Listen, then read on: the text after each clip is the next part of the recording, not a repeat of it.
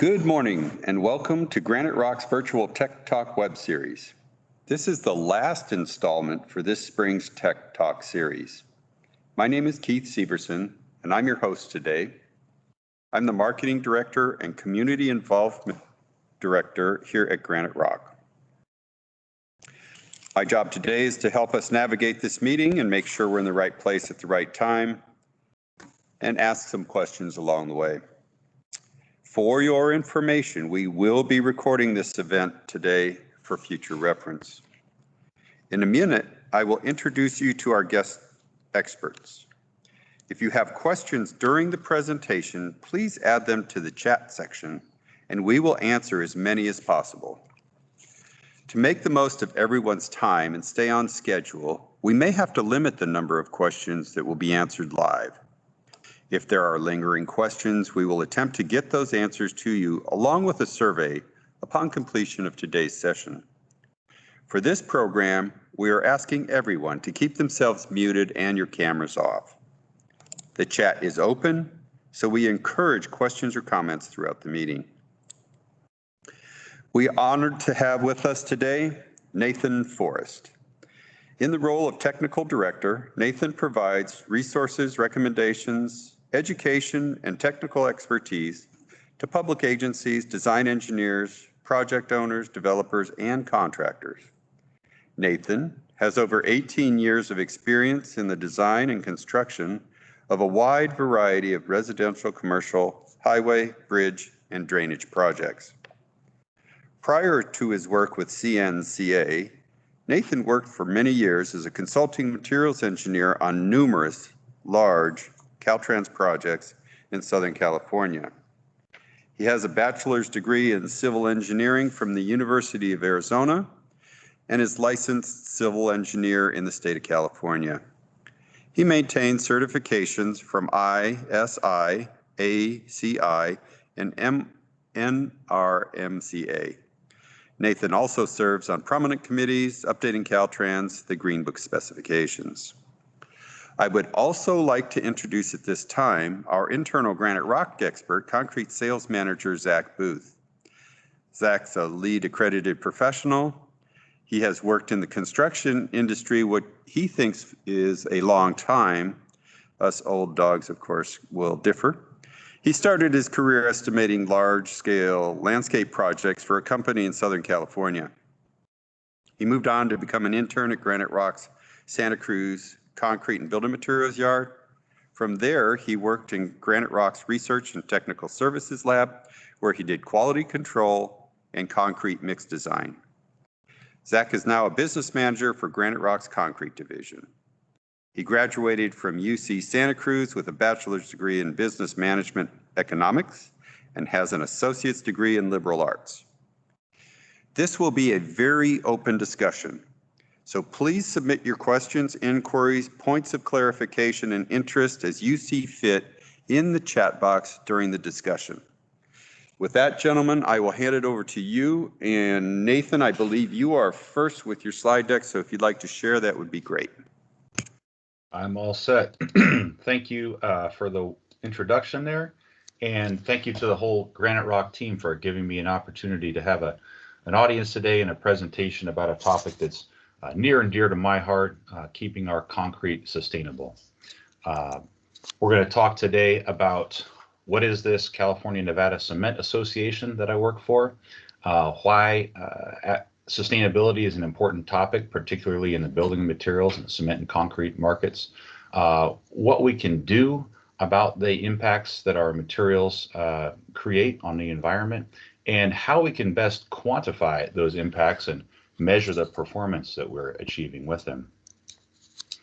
A little bit here about the California-Nevada Cement Association. We're a not-for-profit trade association that's supported by the 7 member companies that you see on the right there that produce and ship Portland cement within the 2 states, California and Nevada, that we cover.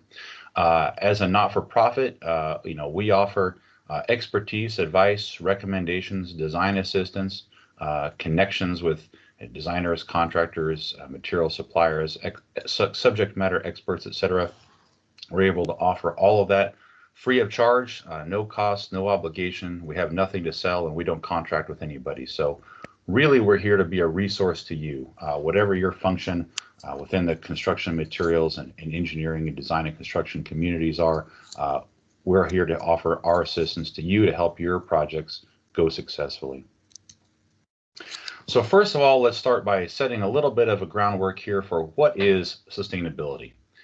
We can find a lot of definitions out there for sustainability. Different groups and entities, NGOs have their ideas of it. I settled on this one from American Society of Civil Engineers for our purposes today, and they focus on this concept of the triple bottom line. Hey, Nathan, if I can yes. jump in a minute. Absolutely. I am seeing just your first slide with the other slides on the side. Can you go to, see if you can go to slideshow?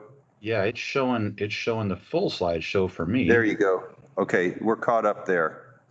Is that now, are you seeing the slideshow or only the first slide? We're up to what is sustainability. Okay, I had it on full screen, but let's try again. And if it doesn't function, then I'll just I'll just manage it from here. Okay. You might try sharing from your desktop. Yeah, I only have the desktop. I'm not running 2 monitors or anything. Okay, and we'll monitor the chat for you, so don't worry about that. Go ahead. Oh yeah, I appreciate it very much. So I'll let you know when I advance the slide, and if it's not working, we'll go back to the previous view so we can all be on the same page. So what I was saying is the ASCE definition, has to do with this triple bottom line concept of improving and maintaining quality of life without, negatively impacting the quality of available resources, economic and social resources now and in the future. So now I've advanced the slide. Are you seeing that Guardian article? Not yet. We still see what is sustainable. Okay, let's go to this. Oh. And what if I just did that? Would that be all right? Yeah, and we see perceptions on climate change now is the slide we see. That's not fully maximized, but I think it'll work. Hopefully you'll be able to see the slides at the same time I am. I apologize for that. I'm not sure why having this technical challenge. Anyway, so there's sustainability, and then there's a focus on climate change, and then there are these perceptions on climate change. And we see articles like this from The Guardian, came out late 2019, early 2020, painting concrete is the most destructive material on Earth. We have California's state-specific climate change goals to get our CO2 emissions, greenhouse gas emissions, down to 80% below the 1990 level by 2050. And you'll see some interim targets here, 2020, 2030, 2050, et cetera. We actually did hit our 2020 target to reduce our emissions back down to 1990 levels. But you'll notice a large inflection point there between the 2020 goal and the 2030 goal, which means that we're all going to have to do a lot more to keep this on track and maybe avoid, more punitive changes to public procurements and policies and so forth. We've got reports like these coming out from the Sierra Club regarding California's cement industry failing the climate challenge. Now, as an aside, these reports were thoroughly debunked, proven to be non-factual in many cases. And I don't know why they would put a photo of a bridge in France on the cover report about the California cement industry, but that's a side note here. And then, of course, we have legislation, we have executive orders, we have a Buy Clean Act, we have the Global Warming Solutions Act, we have the Marin County Low Carbon Building Code, all sorts of things that happen, right? And while some of this might really sound like a lot of doom and gloom, what we've got to do is understand where we are here in California and then bring a little bit of perspective. This is the most recent image from the Portland Cement Association. It's actually not current. There are a couple of plants on here that are not currently producing cement. A lot of the folks up in the Central Coast and the Bay Area are probably well aware that the Lehigh plant in Cupertino has been idled for the moment. That may or may not come back online. I don't have any particular insight on their internal business practices or desires, but that's the state of it. The state produces about 10.3 million metric tons of cement a year. There's a little bit more demand than that, which is met by imports from Mexico, from Arizona, and from overseas as well. These are the latest numbers from Portland Cement Association to give an idea of the magnitude of the industry here in California. We also have some numbers here about the status of energy use and emissions here in California. 7.9 million metric tons of carbon dioxide emitted by the cement industry here in California. 2015 numbers, there may be something a little bit more recent out, but the CARB public release numbers lag current time by a little bit here. And we're going to take a little closer look at the source of those emissions here in a moment, but I just wanted to paint that perspective of where we are. But let's keep it in perspective. The cement industry in California is less than 2% of the CO2 emissions in the state. So while we're going to talk a lot today about things that can be done to reduce our carbon footprint, to make our concrete greener, to rein in these global warming potentials and so forth, concrete and cement on its own is going to have only a small impact on the total greenhouse gases in the state. As you can see here, most of it comes from transportation. A lot of it comes from electrical production, et cetera. And those are much bigger targets, but they're also more difficult to tackle, which is why our industry has a little bit of a target, because it's limited to specific locations that are considered large emitters, even though in the grand scale of things, they're relatively small emitters. So we're going to talk about what can be done to get this green concrete that we're all looking for. We missed St. Patrick's Day by one day here, but I had to leave this image in here of the green concrete. I'm going to talk about some things that can be done and are being done at cement plants, some things that we can do at the ready-mix plants, some things that we can do that have big impacts with our construction designs, our structure designs, and our concrete specifications, and as well as some things that are a little bit farther out, perhaps on the horizon and perhaps a little bit more distant, some promising technologies and where they might stand today. So this is a cartoon schematic of cement production, starting at the top left here where we quarry limestone and crush it and blend it with other ingredients to create our raw feed into our kiln. And I want to draw your attention here to these steps in the process. Through the preheaters and precalciners and through the kiln, and as well as at the cement mill or the ball mill. This is where the CO2 emissions get generated in addition to the electricity that goes into the entire process. The bulk of the CO2 comes from this step right here, and we'll talk a little bit more about the cement mill later on, something that's happening there. When we manufacture this Portland cement, we have two big sources of carbon dioxide. The first of which has to do with the thermal energy required to drive chemical reactions that we need to make cement. We generally burn coal or petroleum coke to get this heat up to 2,600 degrees Fahrenheit within the kiln. That's the temperature required to calcine the limestone. Calcine is just a term for a chemical reaction where the carbon dioxide gets driven off.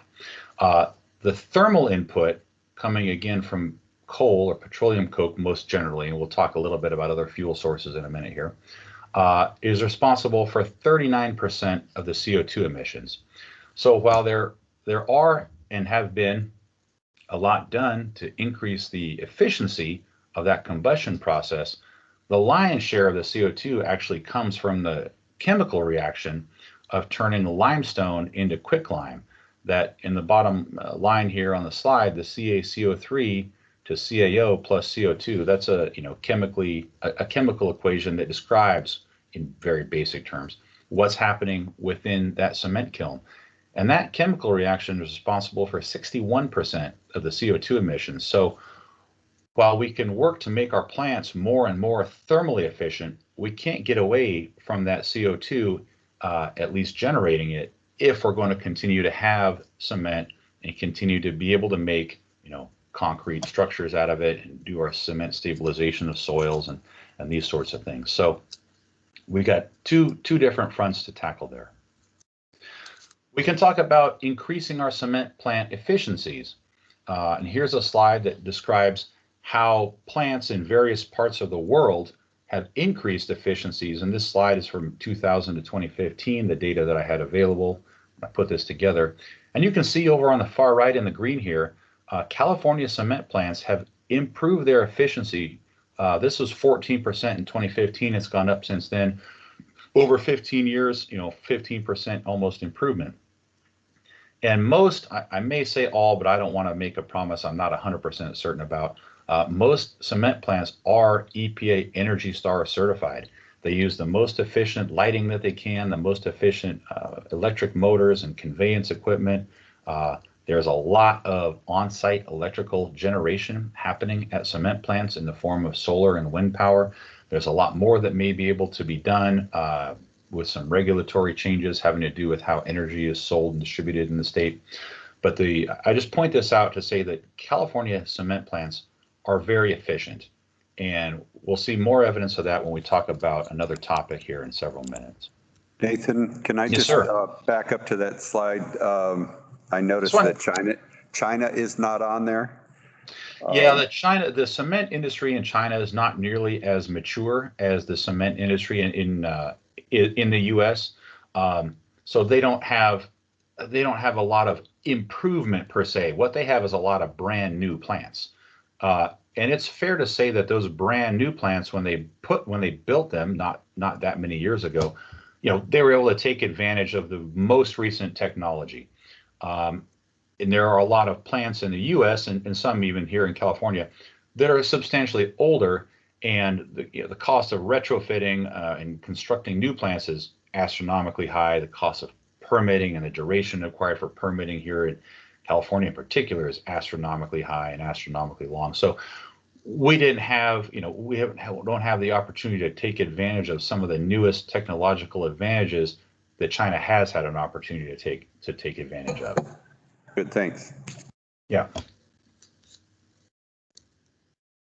So I mentioned earlier in the ball mill, this is where we can formulate a different type of cement that we believe is going to become the predominant cement that we all use over the course of the next several years here, called Portland limestone cement.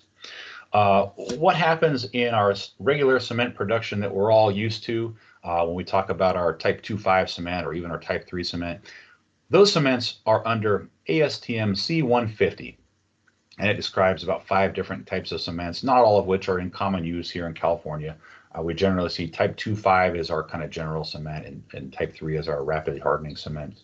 But those cements have up to 5% underground limestone in that product, and Portland limestone cement differs in that it can have up to 15% underground limestone in the finished product. And that all happens right here in the ball mill.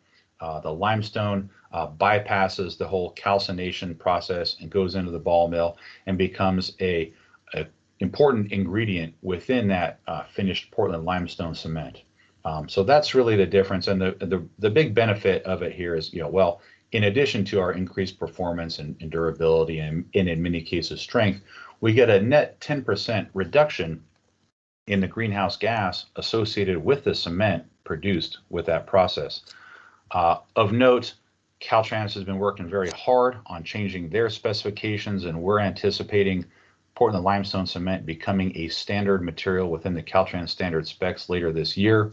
And we think, as I mentioned, in the next several years, that this may become the standard material because of these increased pressures on greenhouse gases. The impact will be pretty large, potentially 10 million tons over 10 years. Relating back to that slide I presented earlier, with the scale of the California cement production being about 10 million metric tons a year, and this saving 10%, so you can see where those numbers come from. And of course, we've got on here our favorite elected official metric, cars on the road. That would be like eliminating 168,000 cars off the road for 1 year. As a side note, there's a very interesting US EPA website wherein you can put the amount of CO2 you're talking about, and it will give you at least a couple of dozen equivalents of what that CO2 is in terms of cars from the road, cars off of the road, houses, electricity supplied for houses, acres of forest planted. All sorts of fun equivalencies can be had on that website. Another thing that our industry is working very hard on is changing the fuels that we use for our cement process. I mentioned earlier that most plants in California and indeed in the world are fueled by either coal or petroleum coke. Some are fueled by natural gas, which is a bit cleaner in terms of carbon dioxide emissions, but is also a challenge in that the size of natural gas distribution facilities don't exist every place that cement plants have been built. So not all of them can use natural gas. But there's a lot of work underway to try to tear down regulatory barriers and allow our industry to use other fuels in these categories of waste fuels and biogenic fuels. Here in California, in the Central Valley, we've got a very large agricultural economy, and that agricultural economy generates lots of waste in terms of clippings and trimmings and processing and post-processing stuff, and a lot of that can be burned very effectively in cement kilns. Again, it's a matter of changing some regulatory things in place. It currently exists kind of a perverse incentive to landfill that material instead of burning it in a cement kiln. So now let's talk about some things that can be done at the ready mix plant. Nathan, if I can jump sir. in, we've got a question from Michael. How does the additional 10% limestone affect the performance of the cement? That's a fantastic question, and I have a whole long presentation on Portland limestone cement. I'd be happy to share, but just in short here, very, very comparable performance. The Portland limestone cement is engineered to be a one-to-one replacement for our C150 cements that we all know and love. That is, very similar rates of strength gain, very similar durability, very similar slump flow in the case of SCC.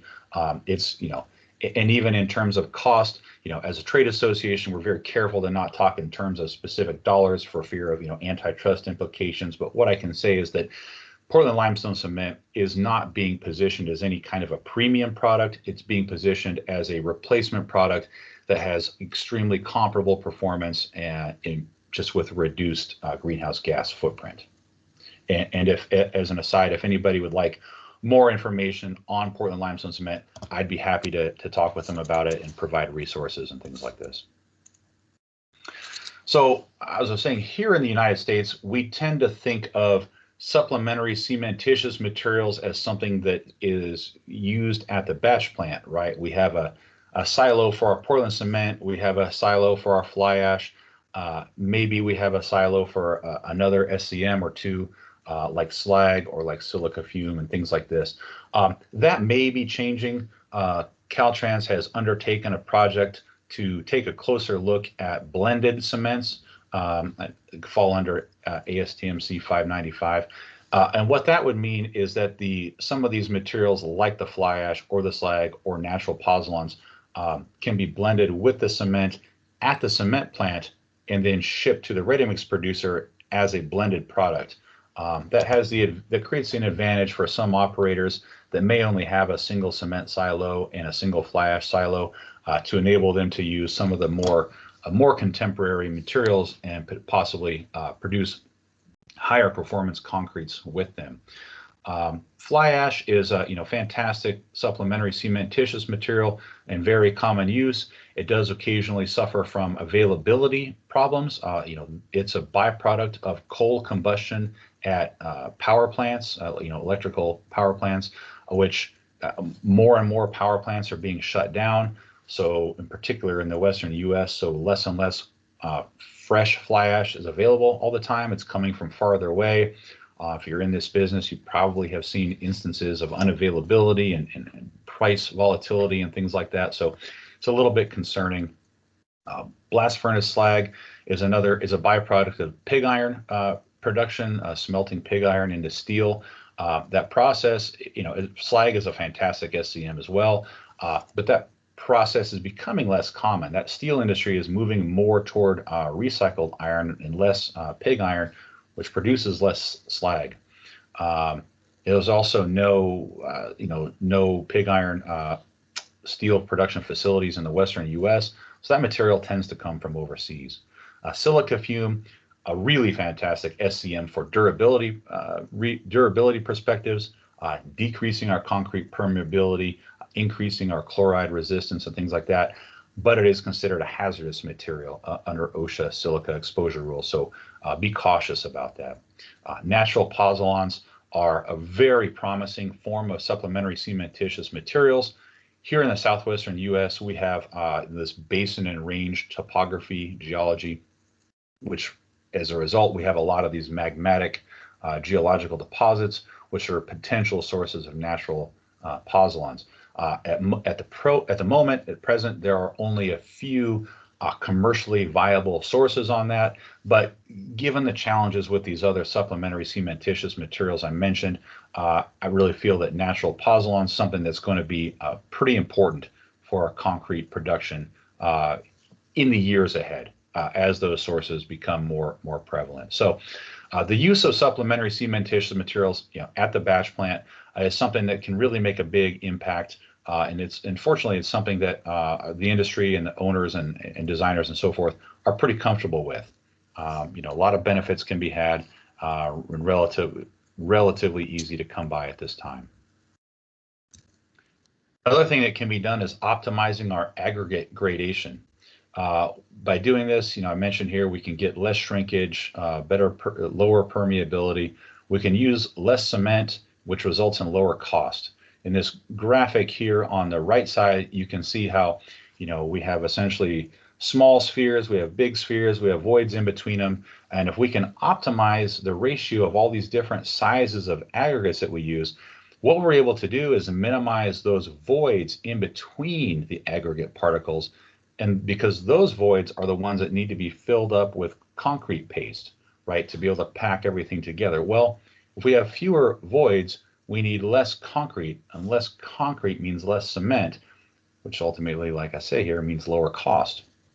And now, this is the part where I confess to everybody that I'm the world's worst cement salesman because I'm always talking to people about how they can use less of it, not more of it. So, but ultimately, if we're able to do a good job proportioning our concrete, and we're getting a long service life out of it and high performance out of it, we believe that will result in more of it being used, and ultimately our industry will be in good shape.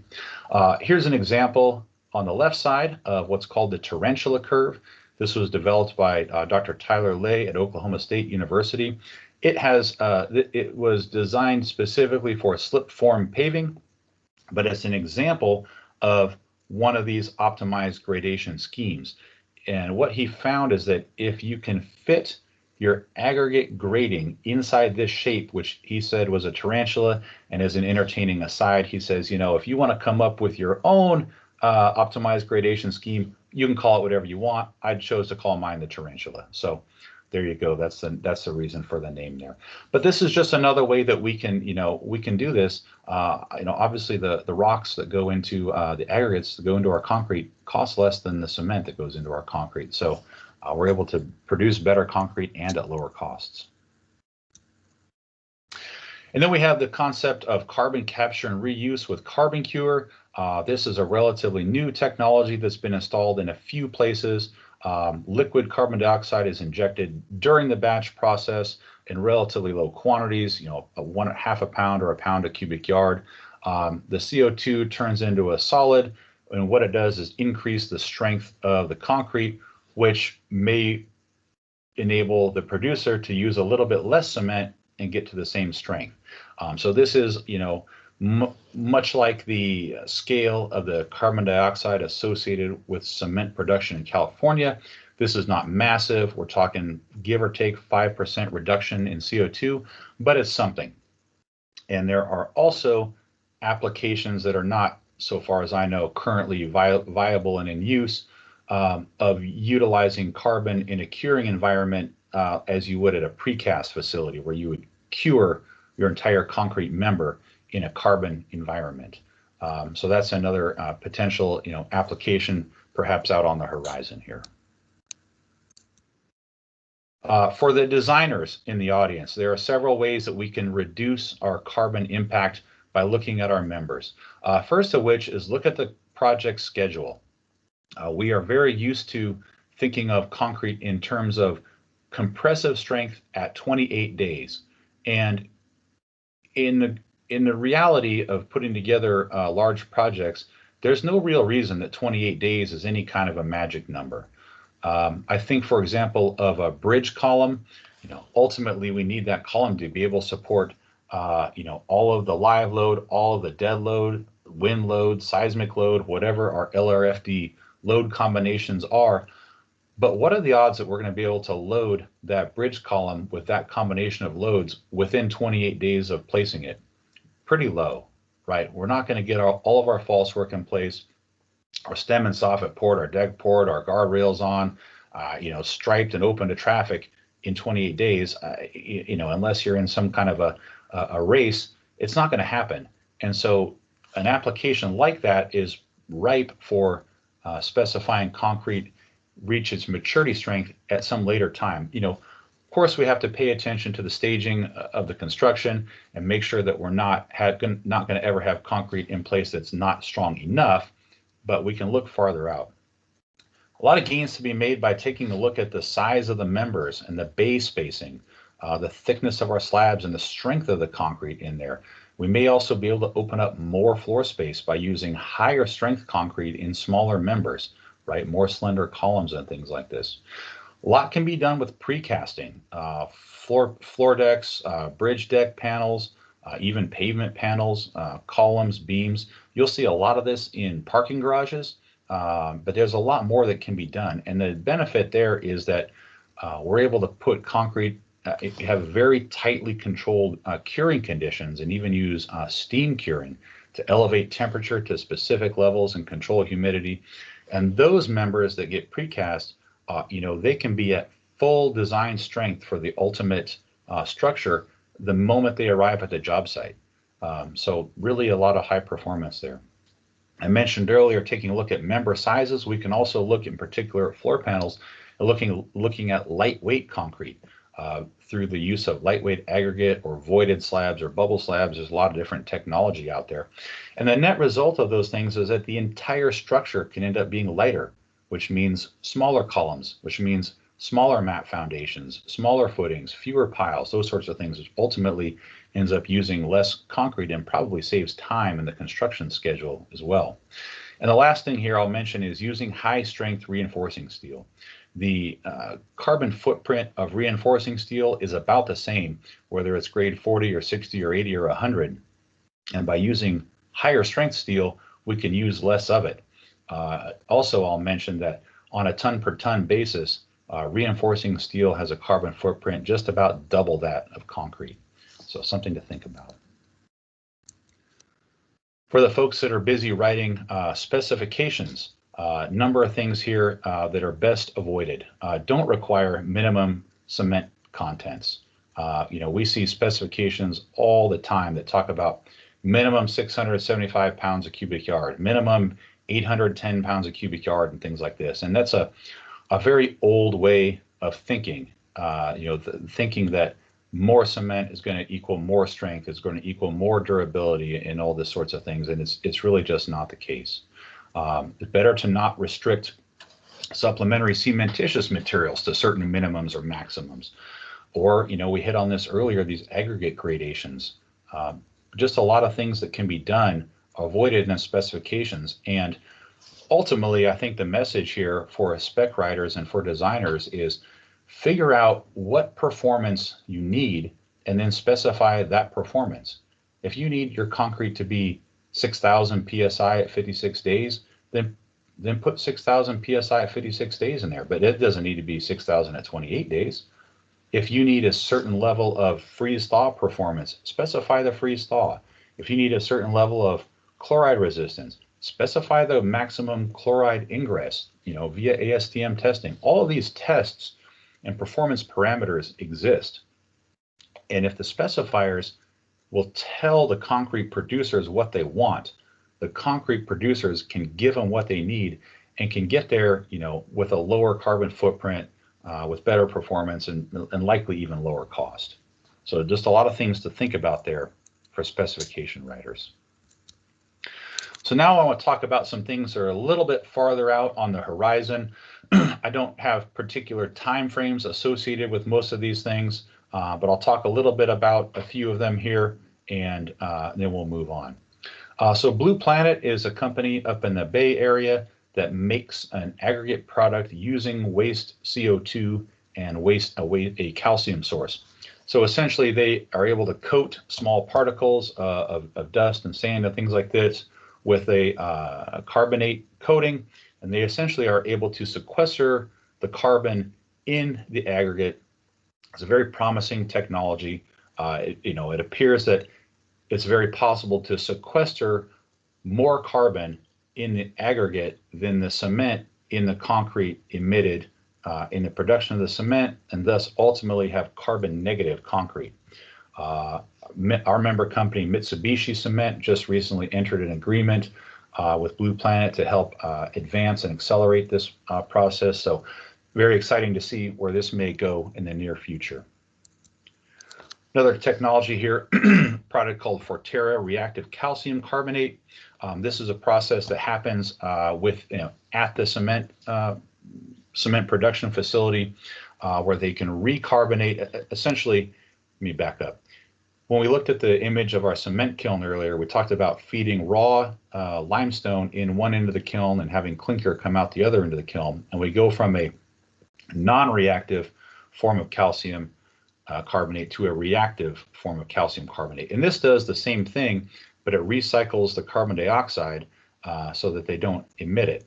Our member company Lehigh Cement just entered an agreement with Forterra. It was just announced just a few days ago for up in Northern California. So another exciting innovation here. Be very interesting to see where this goes over the course of the next several years. There's a group funded by Bill Gates, a company called Heliogen, that's looking at solar-fired or solar-heated kilns, or at least preheaters and precalciners. At present, the latest I could find on this effort, they haven't been able to reach the temperatures required for full calcination, for full cement production, but they're able to get a lot of the way there through what would essentially be the pre-calcining process that we have at our modern cement manufacturing processes, just by using solar mirrors. And so, that would go a long way toward eliminating that 39% of the CO2 associated with cement production by using solar power. And it would also result in a much cleaner flue gas from the process, because there wouldn't be that the residues from the fossil fuel or other biogenic fuel in that flue gas. So it might make capturing CO2 from the exhaust gas a lot easier. And another one here is called direct air capture. This is an image of a facility that's functioning in British Columbia that uses an amine scrubber, and it directly captures carbon dioxide from the air. So pretty interesting technology. Of course, this could be any place. It doesn't need to be co-located with a concrete facility or a cement facility or anything like that. At present, it's not so economically viable. The latest estimate I could find was that it's costing them about $600 a ton to pull this CO2 out of the air, which is why it's kind of a demonstration project right now. But it's interesting to note that there is an Irs tax credit available currently at $35 per ton, and it's going to go, it's going to go up to $50 a ton by 2026, and then be indexed to inflation beyond that. So there are some federal incentives available if you can capture and geologically sequester CO2. So that'd be a little different, than the Blue Planet process that reuses CO2. This would be to sequester it in the underground.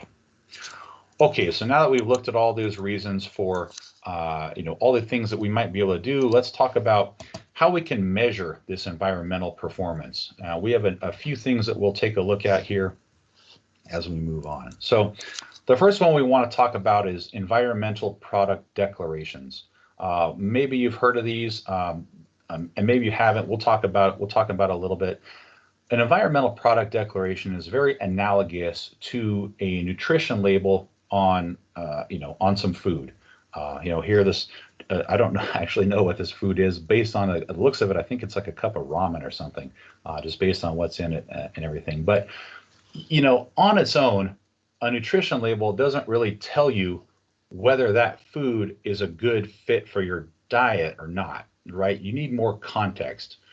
An environmental product declaration is the same way. It's a snapshot of what's in that material, but we need to have a bigger context of what that means. And we'll take a look at that more in a little bit here. There are 3 different kinds of environmental product declarations. The first one over here on the left, product specific declaration, not really applicable to the cement and concrete industries. That's used for when there are no product category rules for that specific product, but there are product category rules for cement and concrete, so that particular category is not applicable here. The second one is the industry-wide, or in quotes here, generic EPD. What that means is there's like an industry average or a national average or a regional average or something like that for its impacts. And then the third type is a product specific or type 3 EPD. And we'll take a look at what those two things, what those two types are. In terms of cement, each type of cement is a product. I put a list here. We don't need to go look through it at length, but I mentioned earlier our type 2.5s that are under ASTM C150, our type 1Ls that are under ASTM C595. There are other types under C595 as well. There are performance-based cements under ASTM C1157, rapid strength cements under 1600. And this list is not exhaustive at all, right? There are masonry cements, there are oil well cements, there are plastic cements, there are lots of other things. I just put this list up here to give you an idea that within the context of an environmental product declaration for a cement, each type of cement is its own product, okay? And so here we have a look at an industry average environmental product declaration for cement and a type 3 plant specific product for cement. And so on the left, this is from the Portland Cement Association, and this measure here, 1,040 kilograms of carbon dioxide equivalent per metric ton is the US average of global warming potential in terms of CO2 for Portland cement in the United States. And so that covers all the cement manufactured. That's what the number is. That number is oft cited in measures looking to reduce global warming impacts and things like this. So that's an example of a industry average EPD. Over on the right side here, got an EPD from a California plant here that makes type 125, that also makes type 3, and the plastic cement, for plaster reasons over on the side. And so you can see that their 2.5 is at 969 kilograms of CO2 equivalent per metric ton compared to the US average of 1,040. So just about 10% cleaner. And I mentioned earlier those efficiency improvements that had taken place at California cement plants. Here's a direct example of that. The cement we produce here is cleaner than that of the average in the United States. Here's another, this one happens to be from Cal Portland plant in Oro Grande, where they make Portland limestone cement. And you can see that it's down to 871 kilograms of CO2 per metric ton. And so it's interesting to see here that their Portland limestone cement is about 10% greener than their 2.5 cement, and it's also 16% greener than the US average. And so, we talked about the environmental advantages that going to Portland cement provides, and here we have a direct measure of it. So those are for the cements itself, and now we'll take a look at the concrete and how it's slightly different. At each cement plant, they're making a handful of types of cement, right? And really it's the clinker, which is why on that Cal Portland EPD, the type 125 was all the same type of an EPD. When we talk in terms of concrete, it's different because each mix design is its own product. So in our kind of schematic here, all these different concrete applications, our columns and beams and slabs and walls and stairs, et cetera, et cetera. Each mix design is a separate product, and so each of those separate mix design products could have its own environmental product declaration. And a lot of things go into those environmental product declarations. We take information about how the aggregate gets mined and what, how it gets hauled to the batch plant, what supplementary cementitious materials are in it and how did they arrive at the batch plant, of course, the EPD from the cement, et cetera. And we roll all that up into a product-specific environmental product declaration, or we have a industry average environmental product declaration, right? Again, we have that average EPD, we have product-specific EPD, and the National Ready-Mix Concrete Association is the program operator for these industry-wide EPDs. And so they turn out charts like this. There's a lot going on here, but essentially for each category of strength, right, in this case 4 to 5,000 PSI, they produce an average EPD, and over here on the left side, let's show you that the minimum global warming potentials that was seen in any of the data that NRMC collected was 305 kilograms of CO2 per cubic meter, in this case is what they use. They also publish this in terms of a cubic yard, and a maximum of 511. And then what they've got down here in these numbers over here is the relative use of supplementary cementitious materials. So this top one here, which of course had the highest global warming potential, didn't use any supplementary cementitious materials, right? An old-fashioned straight cement mix. And then they go down here at 20%, 30, 40, 50%, fly ash, slag, mixes of fly ash and slag, et cetera. I'll give you a rough idea of what you could expect in terms of global warming potential for various, very generalized concrete mixes. Now that's different from a product-specific EPD. This one came from a specific batch plant, so it takes all those things into consideration, right? The supplementary cementitious materials being used, the actual aggregate being used and how it gets hauled, the admixes being used, the specific cement being used and what plant it's from and how it gets hauled, and all these sorts of things. Very specific, rolls it right up into one document that gives you all the global warming impacts for that specific mix from that specific plant, okay? So a couple of things that we can do. Now, if you don't know much about where your concrete's going to come from, but you still want to know something about what the global warming impacts can be, there's a tool called EC3, embodied carbon 3, and it rolls up environmental product declarations. There are like 40,000 of them in here. So you can get some ideas in here. I want to give you a word of caution though. If you're looking at trying to use this EC3 tool on a project in the planning phases to get some idea of what your impacts might be. This is pretty heavily skewed toward lower impact concrete mixes, and that's because it only rolls up and scrapes up concrete mixes that have had an environmental product declaration produced.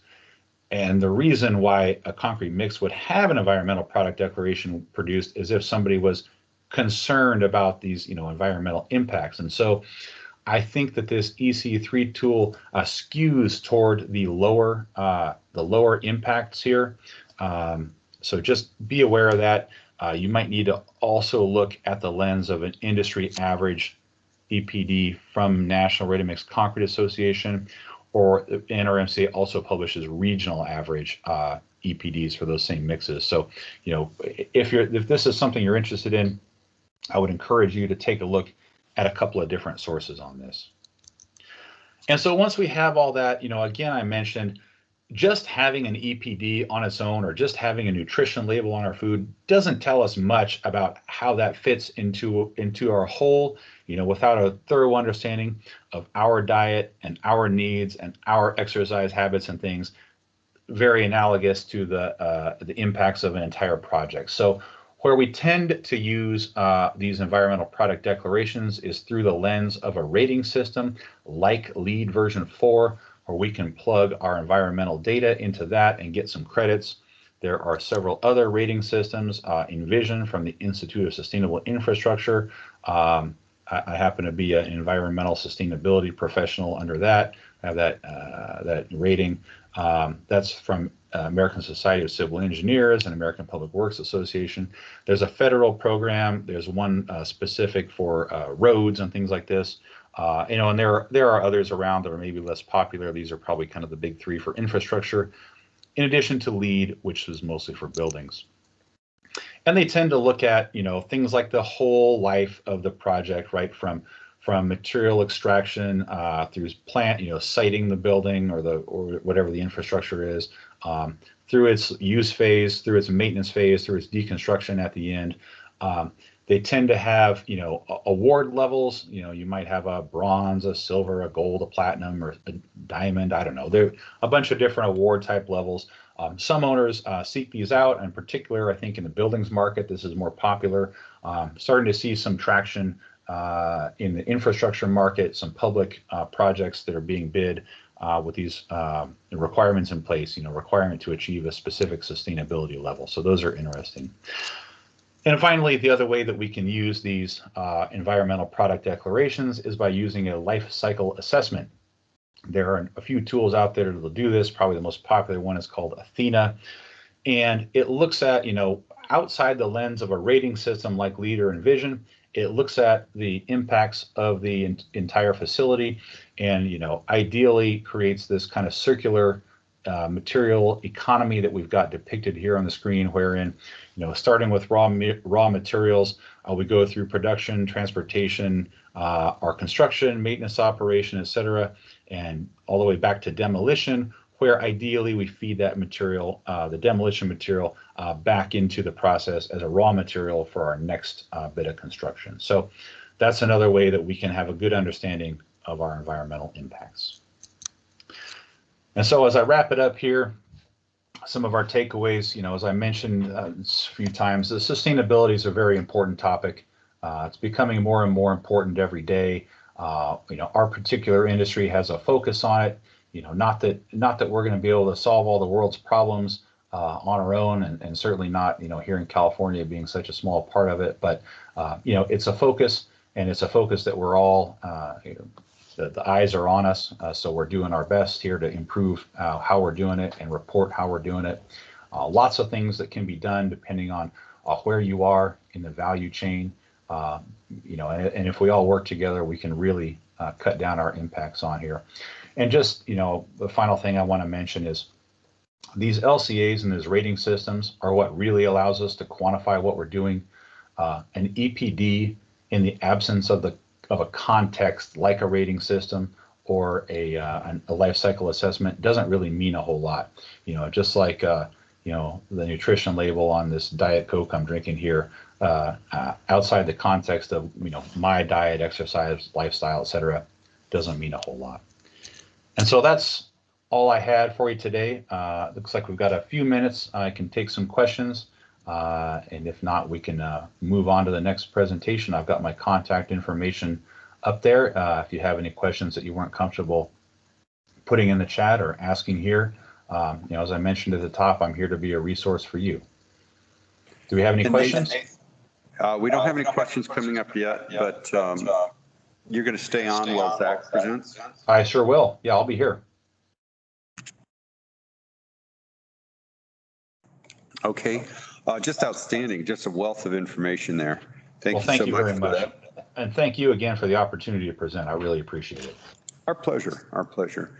So with that, I'm going to turn it over to Zach Booth, Granite Rock's internal expert, and Nathan will stay on as mentioned.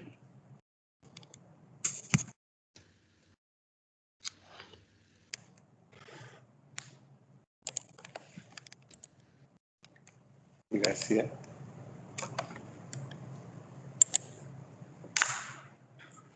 Hi, and thanks for joining us for our GraniteGreen talk here this morning.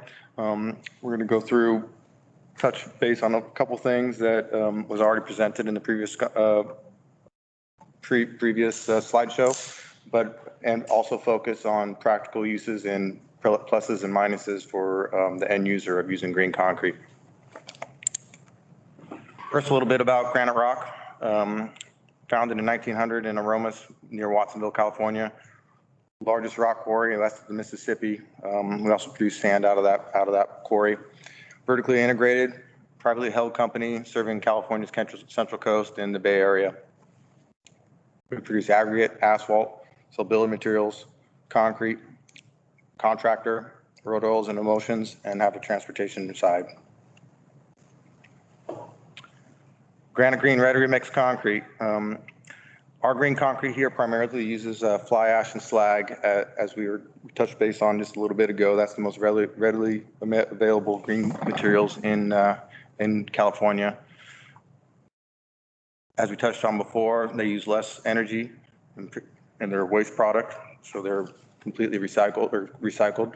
Fewer greenhouse gas emissions. Superior ultimate strength, durability, workability, and resistance. Granite Rock also has an advantage of using locally sourced aggregates, so we're not importing aggregates from overseas and using energy of cars and boats and planes and anything you could think of. The greenest mile is the one not traveled. It's fairly simple. We get things moving rock and sand around. It's not easy. It's heavy, and if you can bring it close, it's a lot easier. Many of our mixes have EPDs available, which can help you get lead green points, and quite frankly, it's the right thing to do for the next generation.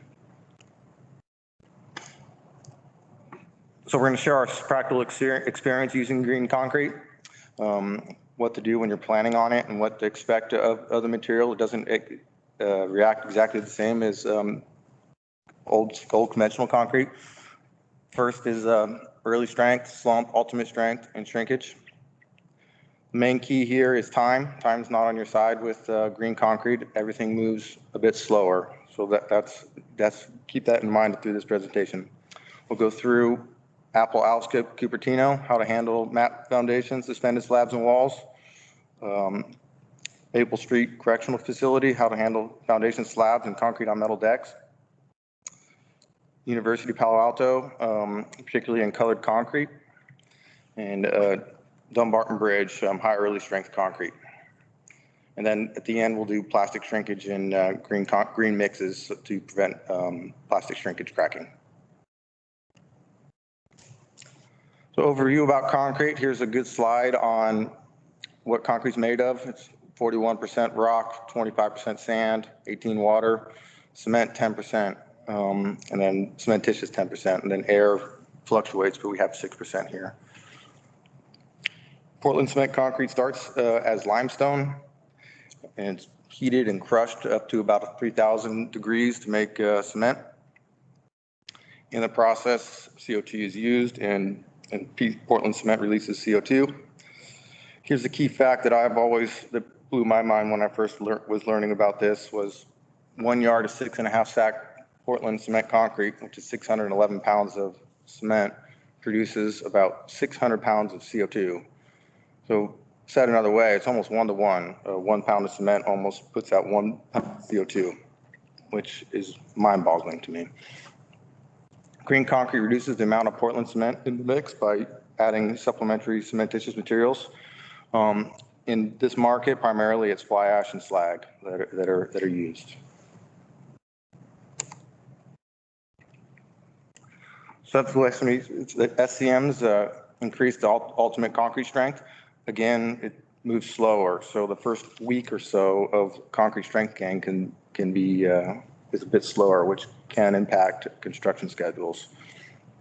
Reduces the heat of hydration, which can in turn help on mass concrete applications and keep concrete cooler. Reduces the risk of alkali-silica reaction, which is a reaction that can happen between corrosive soils and corrosive aggregates in cement. Densifies the concrete. As you can see in the picture with the circles, that's fly ash under a microscope, and it's a lot denser than concrete, so you get some resistance there. Generally reduces the amount of water required in the mixes, which helps increase the strength and reduces the shrinkage.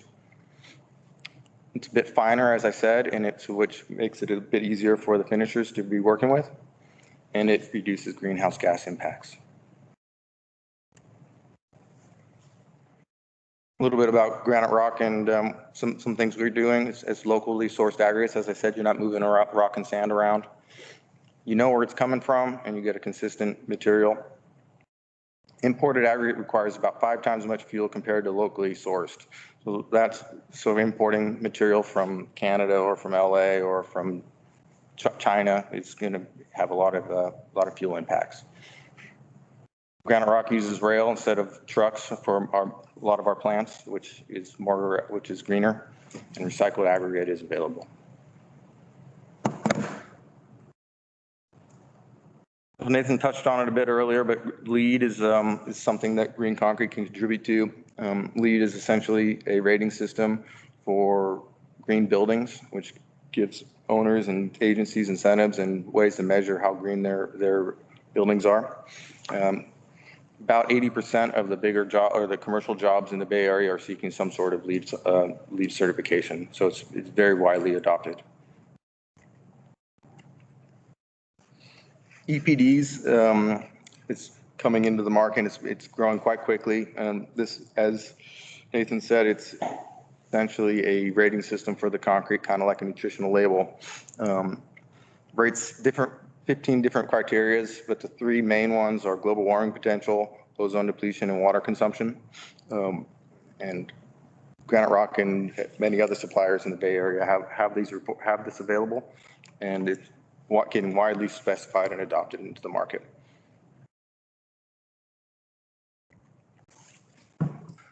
Types of cement: hydraulic and pozzolanic. Hydraulic is calcium silicate compounds that react with water and become calcium silicate hydrate. Key part here is there's a byproduct, which is free lime, and that's what pozzolanic and slags react with. So 3 parts calcium silicate turns into 1 part lime. And here's kind of a graph or a chart on how that works if you're interested. But CH being lime, then pozzolan reacts with the CH with the water and it makes more cement crystals.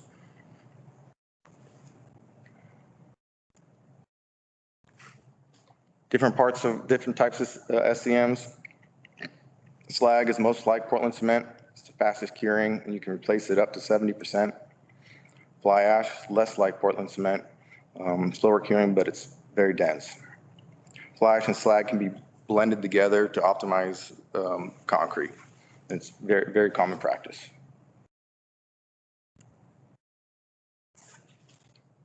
Here's some studies that we've done on different types of concretes. The yellow line is straight cement. The blue line is 25% fly ash, and the light blue line is slag and fly ash and cement all blended together.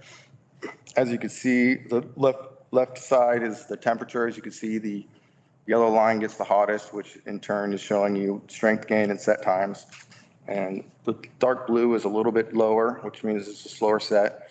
And the light blue is 50% replacement, which is even lower.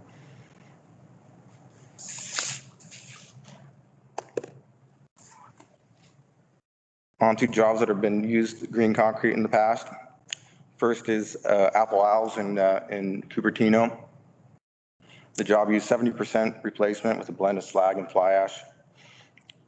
We calculated 332 pounds of CO2 savings per yard compared to a straight cement mix, so fairly significant.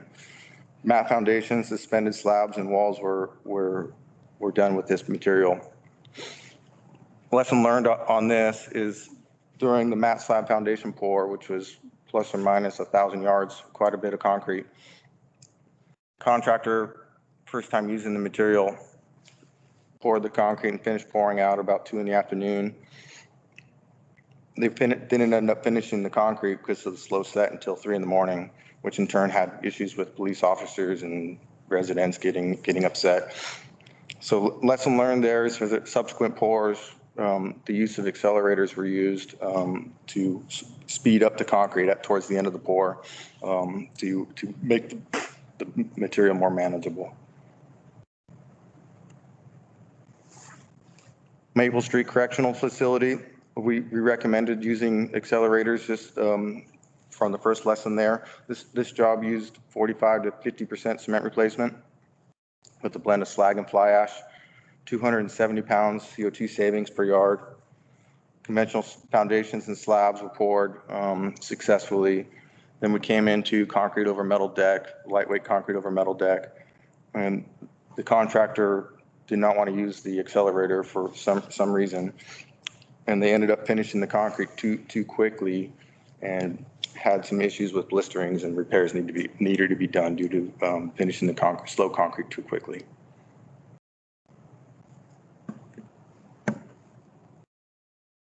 .102 University, Palo Alto, 70% replacement. So a very, very aggressive replacement using all slag, 306 pounds CO2. Foundations, walls, and suspended slabs were poured, all very successfully. Side note on this is slag is primarily white, which can impact the color of the concrete. The owner on this liked that fact and came out with, as you can see in one of those pictures there, it's a light pastel colored looking concrete using integral color. The look is so good that they're building another one up the street here currently.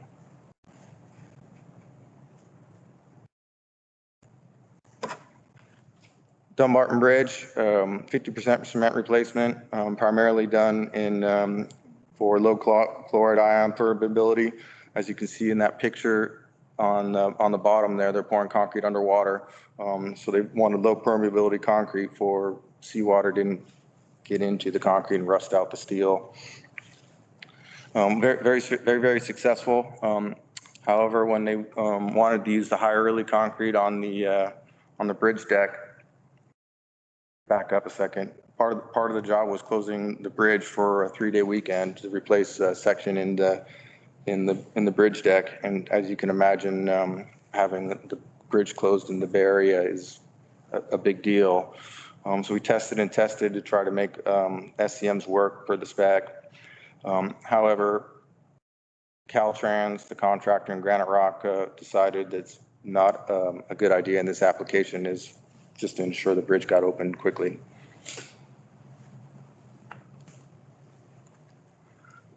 Half Moon Bay Library, footing slab on grade and shotcrete.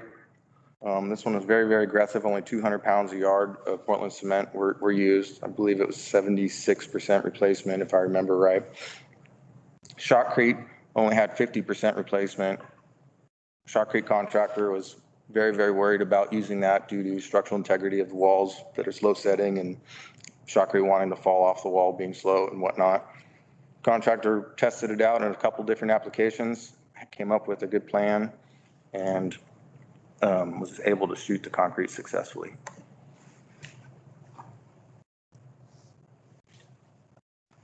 SFO parking structure number 2, 45% replacement in the footings and slab. That turned out to be very cost effective and worked well for the contractor, primarily due to offsetting some corrosive soils that were there that make the concrete more durable. 30% replacement in columns, walls, and post-tension elevated slabs.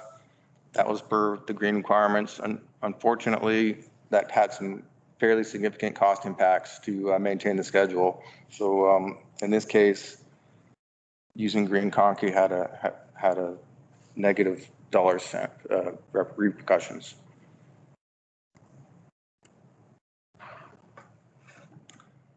Plastic shrinkage and cracking in green concrete. So as I touched on a few times here, green concrete is much slower to cure, which in turn means that the sun and the wind can dry out the top of the concrete when it's hot and windy out. So different measures can be taken to help cracking, and you can check the local building codes and ACI standards. Essentially, what needs to be done is protect the concrete from wind and sun by creating wind barriers and increasing humidity, which is misters, pour at night or in the early mornings to avoid those times. But pre-pour planning needs to be done for green concrete.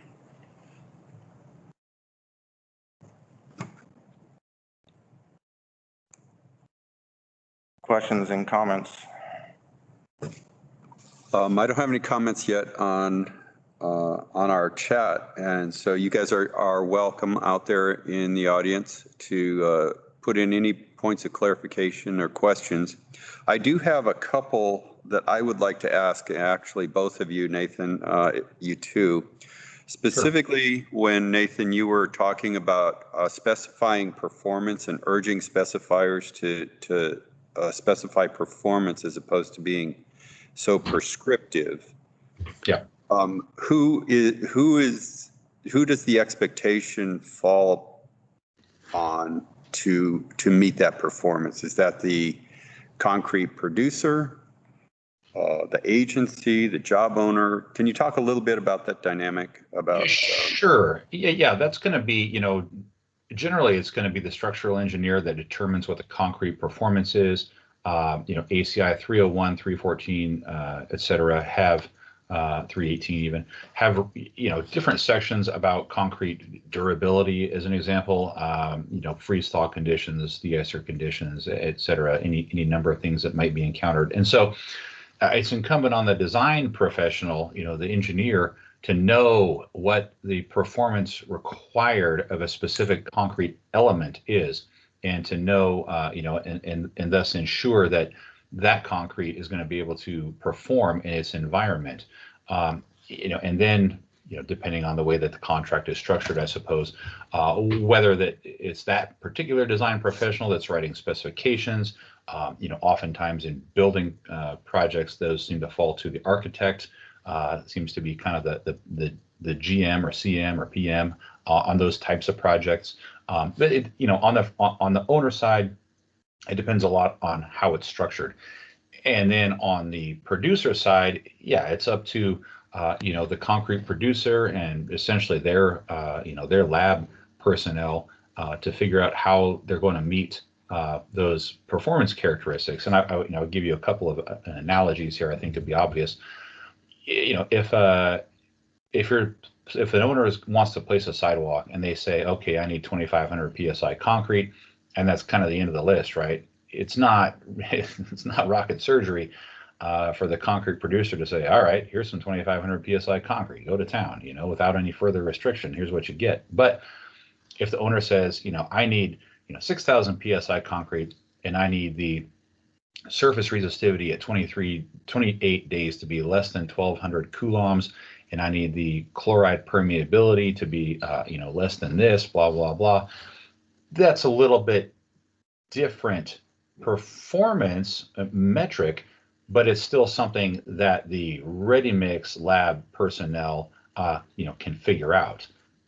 It might not be a language that we're all used to speaking, but it's a way of conveying a performance requirement that then needs to be met in a different way. And as I mentioned, all these things have ASTMs associated with them. They're all national standards. There's lots of information out there and lots of guidance out there should someone seek to look at it. Great, thanks. And again, folks, if you've got questions out there in the field, please put them in your chat. I have another point of clarification I'd like to have, and both of you guys can weigh in on this, and that is the dynamic of when specifying time versus green demands. So an owner may say, I've got these green demands and I want this job done in X period of time.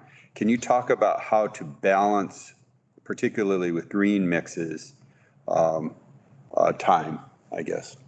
Sure. That can definitely be a challenge.